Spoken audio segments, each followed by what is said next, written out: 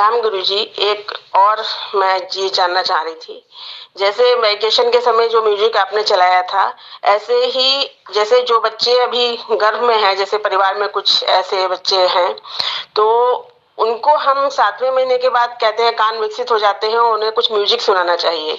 तो हम कौन सा म्यूजिक सुना सकते हैं? कुछ ऑडियो अगर आपसे हमें इस ग्रुप में मिल जाते तो बहुत सारे लोगों का उसमें भला हो सकता था, जिससे वो बच्चे बुद्धिमान हो, कुशाग्र बुद्धि हो और शांति प्रिय हो, आध्यात्म की ओर झुके हुए हो।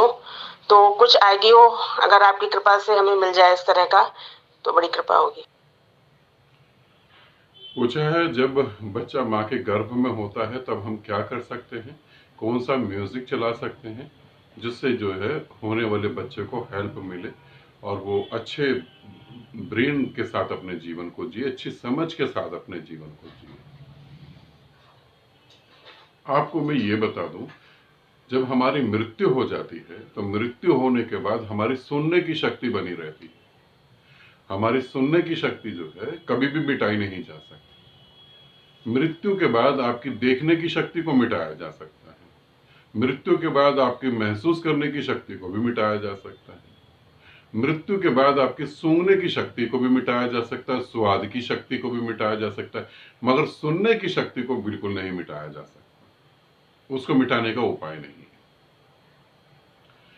अब ऑलरेडी हमारी सुनने की शक्ति बहुत ज्यादा बढ़ी हुई है, और जो बच्चा माँ के गर्भ में आता है, इसे भी समझना, जब बच्चा माँ के गर्भ में आता है और 5 महीने या 6 महीने का होता है, ये मैं आपको बता रहा हूँ और अच्छे से समझाता हूँ।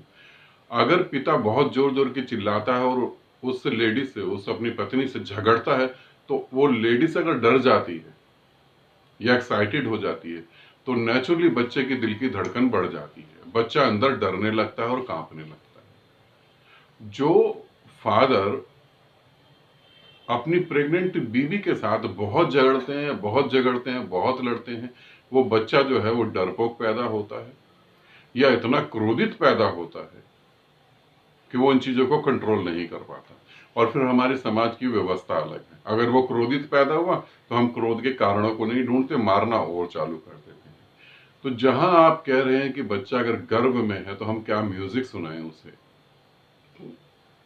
मैं आपको ये कहूंगा,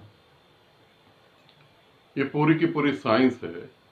अगर किसी को अच्छे बच्चे को जन्म देना है तो वो शुरू से तैयारी करे।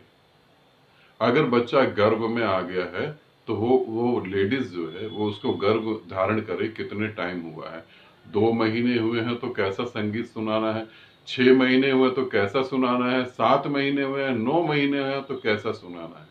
क्योंकि संगीत जब आप उसे म्यूजिक जब सुनाएंगे तो उसके दिमाग के तंतु जो है, दिमाग का स्ट्रक्चर जो है, पूरा बॉडी जो है चेंज होना चालू कर देगा, और वो म्यूजिक से क्या क्या परिवर्तन होंगे वो आप समझ भी नहीं पाएंगे।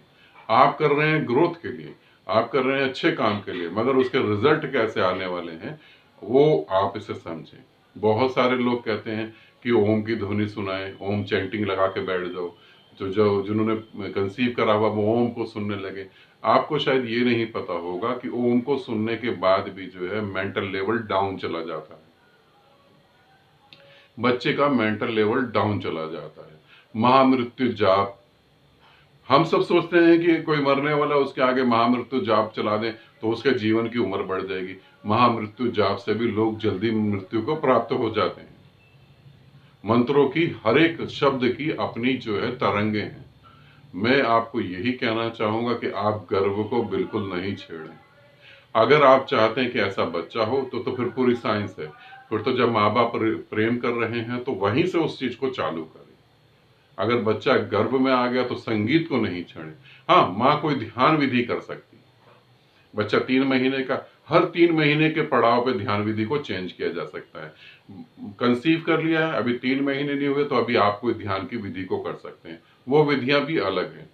प्रेग्नेंट लेडीज जो होती है, जिन्होंने कंसीव करा, उनके लिए पूरे के पूरे मेथड ध्यान के अलग होते हैं। अगर बच्चा 3 महीने से और 6 महीने के बीच में है तो अलग ध्यान की विधियां करेंगे। अब बच्चा जो है 6 महीने से 9 महीने के बीच में है तो आप अलग ध्यान की विधि करेंगे। तो उन ध्यान की विधियों से जो है बच्चे को ग्रोथ मिल सकती है।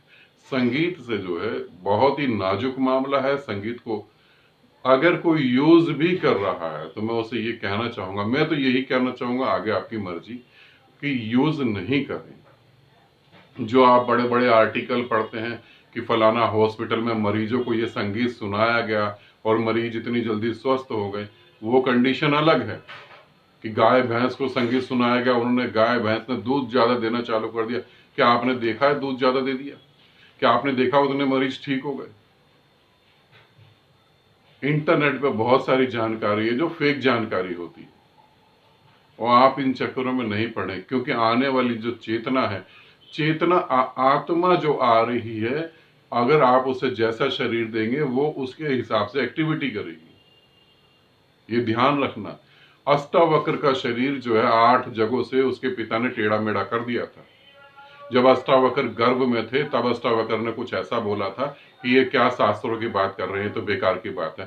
तभी उसके पिता के अहंकार को चोट लगी तो उसने जल लेकर जो है उसे श्रापित कर दिया था कि तेरा 8 जगह से अंग टेढ़ा मेढ़ा होगा। आप सोचें, अगर उसका बेचारे का 8 जगह से अंग टेढ़ा मेढ़ा ना होता तो वो कुछ और भी अच्छा कर सकता था। तो आप शरीर को डिस्टर्ब नहीं करें, उस आने वाली चेतना को भी डिस्टर्ब नहीं करें। मैं इसमें आपको सलाह नहीं दे सकता हूं। आप करना चाहें वो आपकी मर्जी है, मगर ऐसा कुछ नहीं। गर्व को नहीं छेड़ें, बहुत कीमती है वो। ये ना हो और ज्यादा अच्छे की जगह कहीं बेकार हो जाए, तो गर्व को नहीं छेड़ें। ठीक है, आनंदित रहें, सदा खुश रहें। बहुत बहुत प्रेम आप सभी।